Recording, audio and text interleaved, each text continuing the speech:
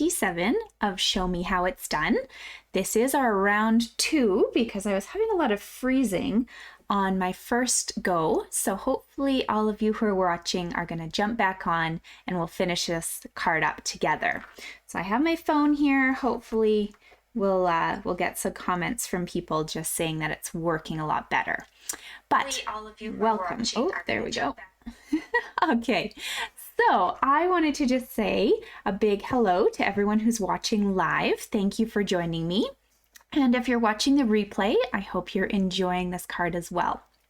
So what we're going to make today is this adorable little pouch card. So there's a little spot for your card to go into a tiny little pouch here. And in the front, you can easily throw in maybe a couple tea bags or a packet of seeds for this nice springtime themed card. Anything that's just a little treat for somebody, a chocolate bar that you're passing this along to. So I wanted to show you the card that gave me the inspiration for this design. This is designed by Linda Bettinger. So Linda Bettinger created this card here using our hand-penned suite and stamp. She has some gorgeous spring colors and a nice little pouch card for her note card here. So what I wanted to do was recreate, using her exact same layouts, a card using our Pansy Patch stamp set, dies, and paper. So we're going to get started and I'll highlight some of the features of this suite as we go. So if you're following along, I'll give you all the measurements, but you're welcome to also just watch the replay later too. So to start with, you'll need a piece of evening evergreen cardstock. This measures 4 1/4 by 11 inches, and we're going to put score marks at the 5 1/2 and 1 1/4 mark. Okay, so 2 score marks, 1 1/4, 5 1/2. We'll be folding our card perfectly in half. And I always like to make sure I've got a great solid line there. And then if you turn your card, this line here up at the top is actually just going to get folded backwards to make the fun little pouch feature that you see on the front of this image here, okay? So easy peasy. This is our base that we're going to work with. Don't attach anything at the moment. We're going to grab a piece of the Pansy Petals Designer Series paper. So any pattern you like is great. Your first piece you'll want measuring 4 inches across by 3 inches tall. And we're going to add this right to the front of our card using some sort of flat adhesive. So if you have a seal, double-sided tape, some glue, whatever your preference is, we're going to just add that right to the back of this card and put this onto the front of our picture. Okay.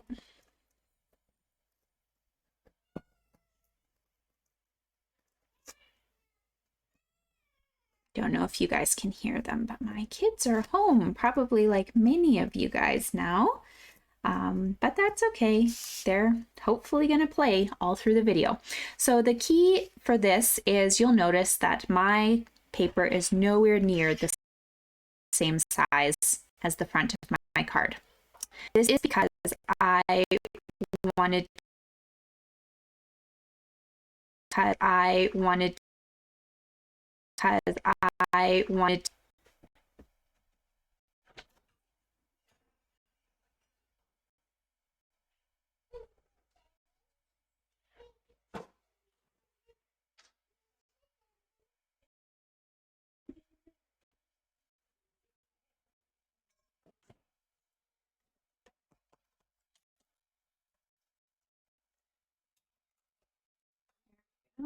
okay, sorry guys, my husband's computer, and I think it was dying.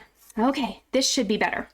So this paper, nowhere near the same size, simply because I like keeping as much paper as I can from my packages, and we're covering this section up. Nobody's going to see it, so there's no point wasting paper for it. So all I need to do is make sure I have a nice little border on the left and the right and the bottom when I put this on. Okay, So you can see I've got a huge gap in the top space here.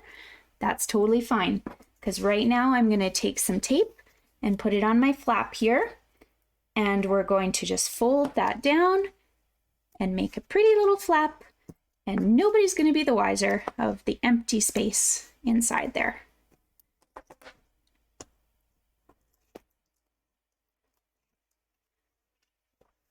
Okay, so you can see now that's covered up, and you can still see this little pouch here, but I thought it would be great, just like Linda did, to put a DSP strip in this space. So I actually took the opposite side of these pansy images, but you can choose anything you want from the collection. This one measures 4 inches across by 1 inch thickness. And I'm just going to put a little bit of adhesive on the back of that as well.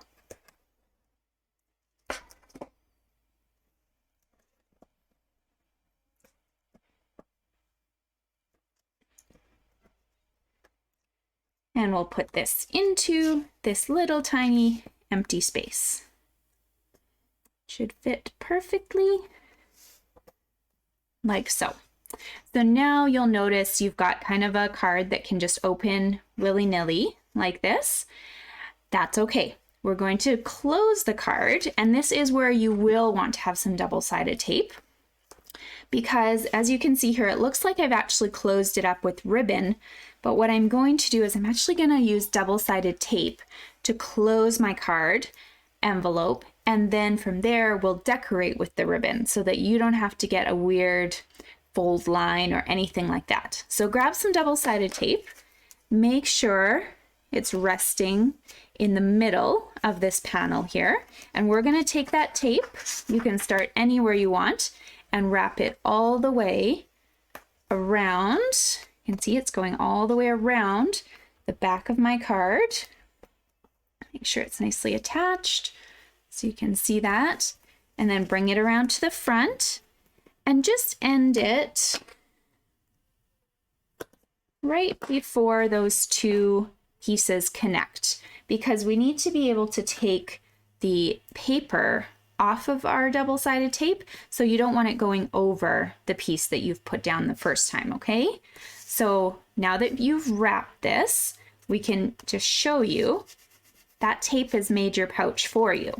However, nobody really wants a double-sided tape border. So we're going to grab some of our new open weave ribbon. This is the soft succulent color. However, it comes in all 5 of our new in colors. This piece is a little longer than what I will need. And if you're cutting yourself a piece, grab yourself a piece about 11 inches long. It will give you a tiny bit to work with at the end, but not too much, okay? So just pull back one of your sides here, and you're going to start putting your ribbon on, okay? So just make sure it's nice and centered. But the reason that I love working with double-sided tape is let's say I made this totally crooked by accident. It is so easy to pull up gently on your ribbon and just re-center. You don't need to stress about it. It's not glue, it's not coming through the ribbon. So I really like working with tape for that purpose. Okay, and then just go ahead and attach it all the way around the back and right to the front. And like I told you, my scrap piece here was a little too long, because when I first made this, I thought I would leave myself enough space to add a bow to the front, just like Linda did on her sample here. But then I kind of started looking at the paper that comes with our Pansy Petals suite, and these guys were just too big of a temptation to pass up. So these flowers and leaves, they actually coordinate with some of the dies from the suite. So we've got a die set, and we've got some great stamps. Some of these open face dies, you can also grab and cut out the large and the small flowers from this paper. So I did that. I just sat down in front of Netflix and I got as many flowers, large, small leaves as I could. Some of the leaves you do have to cut. I will give you that caveat, but the flowers, large and small, will be cut perfectly with the dies. Okay, so you'll end up with like a huge bin of potential of flowers to use for future projects if you do it this way. So that's what I wanted to use for the front of my card. I wanted to pick a nice little flower. So I've either got kind of the pale papaya, I could go with the bumblebee, or I could go with that blackberry color. So I've gone with blackberry on the side here. Maybe we'll choose something else for this sample here. So totally up to us. I do like how the blackberry sticks out over the yellow, but maybe we'll try a papaya too. And then from your leaves, you can just grab a couple. They're all different colors. So 2 that kind of suit the project that you want to do it for. And we're gonna build these up a little bit, okay? So I've got 2 leaves, 1 flower. To attach my leaves to the back, I'm just gonna grab a little glue dot onto the top of the leaf. And when I tuck it in behind my flower, it will now be perfectly attached in there. 1 more. And the last one on my roll, I see. Okay. And that guy can go in the back here. Now for this flower, I thought it was fun if we popped it up on dimensionals. So I'm going to do that. But because my flower, if you look here, is actually bigger than this space, if I was to accidentally put the dimensional too far up, I'd end up putting it onto the background and kind of close my card. So what I'm going to do is put my dimensional straight onto this little panel. I like to put it over top of wherever that ribbon has met so that nobody has any idea that it's a broken section under there. Okay, so if perhaps you started in the middle or on the right side, you'll move your flower accordingly. I'm just going to put this right here. Okay, so this is cute, but we need a note card. We need something to write on. So we're going to set this little pouch aside for a moment and grab 2 pieces of cardstock. One is Bumblebee. I have cut it at 4 by 5 1/4. The other is Basic White. This would be 3 3/4 by 5 inches.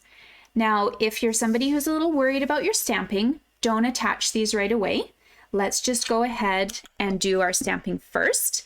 In case of a mistake, we can then turn our paper over and try a second time on the back. Okay, so what I've done is I've designed this card hopefully with as minimal supplies as possible. So this pansy flower, for instance, is absolutely stunning if you were to put multiple colors in it.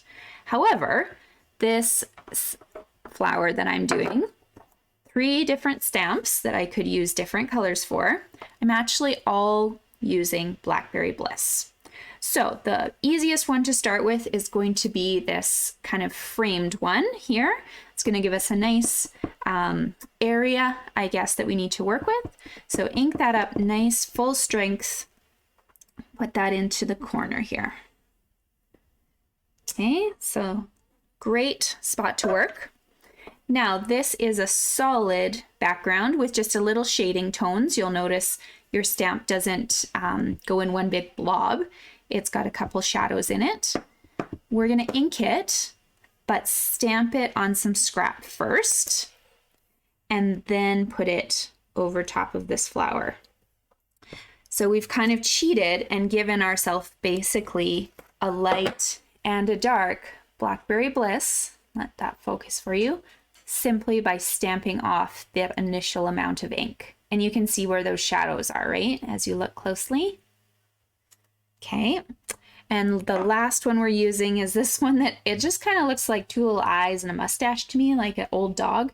We're going to use this for the center of our pansy, and that's going full strength right there. Okay, it's kind of surrounded that white triangle that's been left over, if you notice that. And in the center of that little triangle, we do have a stamp, so you can either use our stamp or there's some really cute black gems that would be very nice to use as well. But I'm just going to use a black ink here with the little triangle and put a little pansy center right in the middle here, okay? So this is a very dark pansy. It will lighten a little. You can see the difference already between my two. But if you're wanting a different sort of color scheme, you could certainly do the same thing with the Bumblebee colors or even the pale papaya. Okay, so those would all look really nice with this. I wanted to add some leaves. So I want to show you a little technique here. It's called masking. So what I've done is I cut myself a scrap of white using that small pansy die. This is the exact same die that I would use if I wanted to cut out this flower. But instead I'm going to just rest it on top of the flower so that when I stamp my leaves, they're going beside the flower as close as I can, but not on top of the image. Okay, so I made mine look like it was kind of just floating in between two leaves, and I'm going to try and do that same technique for you here. So I have two ink colors. I'm going to use the Soft Succulent and the Evening Evergreen. The Soft Succulent will be the first one that we use, and that is going to be used with the more solid of our leaf stamps. Okay, so stamp that nicely onto the ink. And there you go. And then before you move the mask, you're going to grab the Evening Evergreen with the kind of vein part of the stamp. I'll show you on the regular stamps in a minute here, but this can go right over top. And that will give you two tones. So you see my leaf is now right beside the flower, but it's not over top of it. Okay, so we'll do the same thing on the other side. You can put your mask back. I'm just going to be covering my stamping a little bit more because I'm not left-handed. I'm sorry. Okay, I'll try to show you. Here we go. Stamping again. Don't move the mask. Grab the second color and add those veins. So if we're looking on the stamp case, this is easier. This solid one that you see all colored in, that's the one I did Soft Succulent. This one that just kind of has some of those veins hanging off the side, that's the Evening Evergreen that I used, okay? So when I remove this, I should have a beautiful flower and two little leaves smiling at me.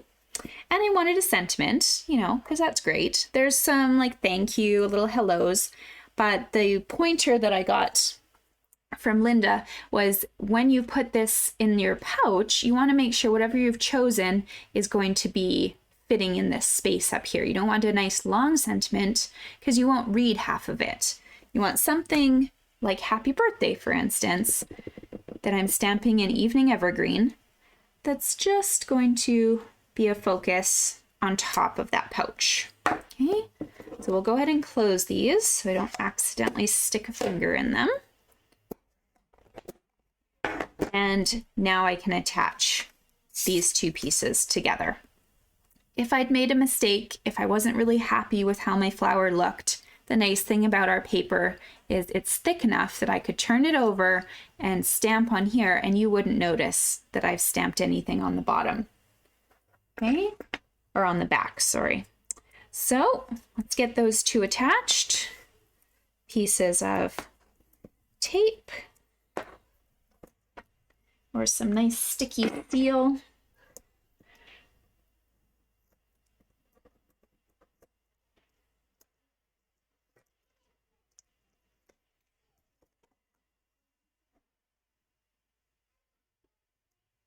All right.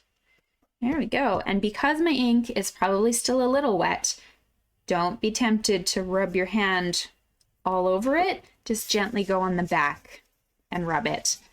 I always forget to do that in videos sometimes because other times I'm mass producing and my ink has time to dry, but on a video it doesn't. So just press firmly from the back. So here's my little pouch, my card.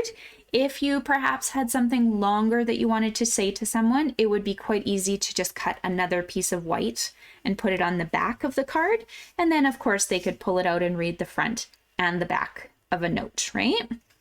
Okay, but then when I stick this into my card, I've got this beautiful little flower. The flowers do kind of overlap, but I wanted that look. I wanted it to look like I had a garden of flowers, kind of like some of these ones do down here. So yeah, really, really fun, easy fold, and just a beautiful way to showcase a kind of a spring set that I think a lot of us have fallen in love with.